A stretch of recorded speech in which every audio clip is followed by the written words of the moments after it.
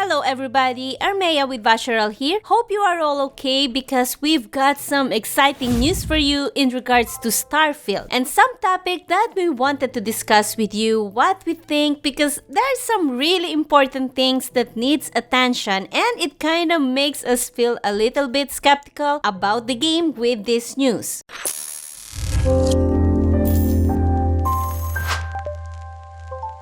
We watched Todd Howard's interview on Kinda Funny XCast. If you're interested in watching the full video, you can find it in the description below. Since the interview is quite lengthy, we made a summary for you because we value your time and as well our time. Now, let's get into the summary of the interview. One of the first things Todd Howard was asked at the interview was the fact that are we going to have any kind of accessibility features in the game? And Todd Howard answered with this one by saying there will be plenty of things that will be added, including the fact that we will be able to adjust the fonts in the game, which is quite cool, but nothing much to add up to that. In general, I think having more features for accessibilities are quite needed for any kind of game, so it can become much more easily accessible to everybody who has any kind of disabilities, from hearing to visual impairment and other disabilities of a sort. So props for that, for bringing them up, but of course more and more game developers and publishers need to address this kind of stuff because they're really important. Another thing that has been talked about on the interview is how the planets were designed. So what we can expect based on the words of Todd is that there are some areas that were purposely designed by developers in some planets, while the majority of it was procedurally generated. Expect the diversity from planet to planet with different biomes. Some have a single biome while others have diversity. Not to mention, every planet has their own traits such as low gravity or environmental hazards, and if the player is not prepared enough for the journey on that particular planet, there can be serious consequences.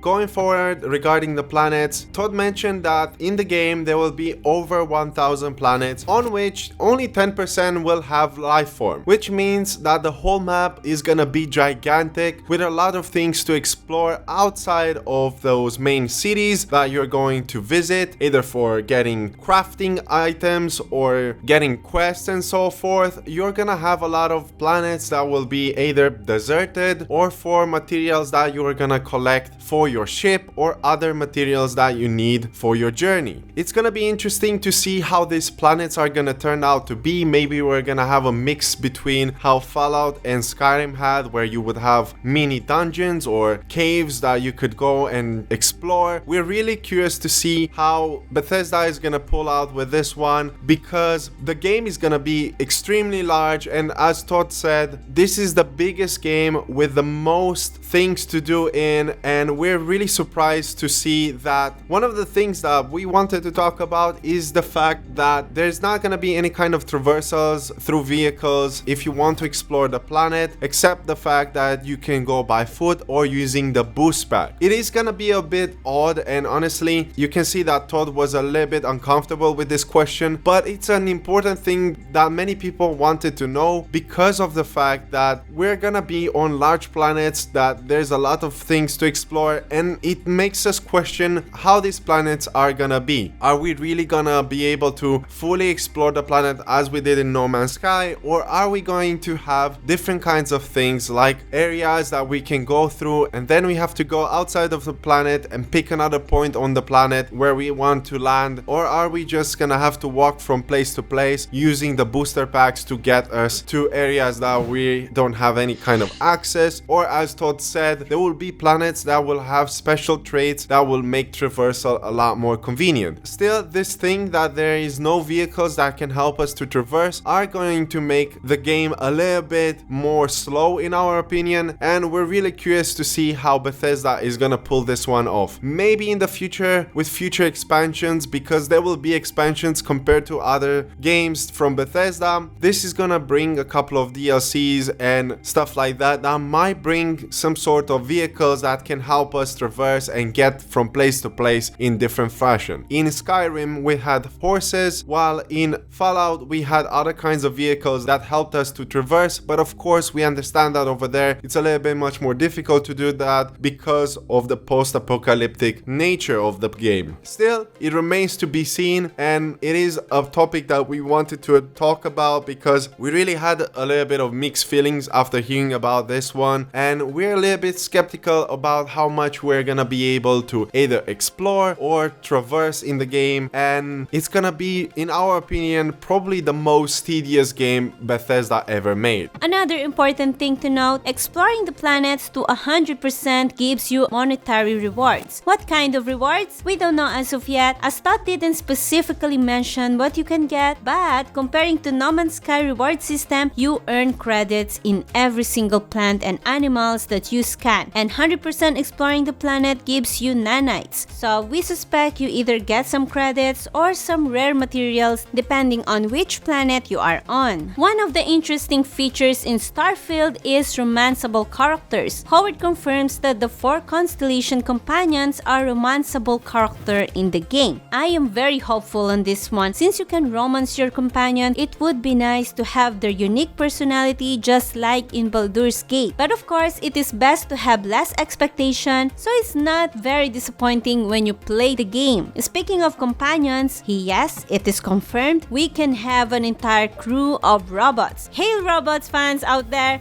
Best moment in Starfield because it only means you can meet different types of robots and they can be recruited. For those who are excited about ship customization, you're in luck because Todd shared a couple of other things that you need to know, such as shipbuilding system is deep and expensive, which is meant more for the late game players. Definitely you're gonna spend a couple of hours until you get to play around with shipbuilding and create the ship of your dreams. It's gonna be really interesting to see what kind of ships everybody makes, and I'm really excited to hear what are your thoughts about this. Are you going to be creative or you're going for something that is more functional? It's gonna be interesting to see what everybody wants. One thing you have to keep in mind is that you can customize stolen ships, but you have to register your ship that you stole from others, and that will cost credits. There will be consequences when caught having smuggled goods. So basically, when you're going to enter any kind of planet, your ship is gonna be scanned for any kind of smuggled goods. Todd didn't want to share much details about this, so we'll have to see when the game launches or later down the line, when more details are presented to us. One thing is for sure, if we were to compare this with No Man's Sky, because it is kind of similar in that kind of fashion, in No Man's Sky, if you were caught having smuggled goods, you're going to be attacked by patrols. So that's gonna be interesting to see if we're going to have this kind of features into the game. Another thing that we wanted to talk about and was mentioned in the interview was the fact that quest systems allow players to do multiple quests simultaneously. So that's going to be something that we've currently seen in other Bethesda games, and Todd said that you can be on dozens of these at once, and obviously that creates a lot of chaos sometimes in our games. We're aware of that, but it also creates those magic moments that we just love in our players' love, and I think that's what really special about it. Probably you already know that Starfield is going to have a fixed 30 FPS on Xbox, but one thing I do wanna say, games with 30 FPS lag doesn't always mean it is bad. Yeah, it can be a little bit noticeable if you are familiar with 60 FPS, but there were a lot of games that were actually good despite having lagged at 30 FPS. We'll just have to wait and see, and let us hope that it is really that. As what Todd said in the interview, it will be a smooth and enjoyable experience. Another good news for the modders, especially who mods Bethesda games, not only they support you in modding Starfield, it will be a good experience for you also because you can make this as your career, meaning you might probably earn money or they might hire you as a developer or work with them on special projects. Don't quote me on that, but Bethesda did hire modders in the past. Last thing to talk about in this video, which is very interesting, since we're talking about space exploration, one of the cast from Kinda Funny asked Todd, are black holes present in the game? One thing fascinates me on Todd's response is nothing. He refused to answer the question. This is only my opinion. There might be an interesting feature for the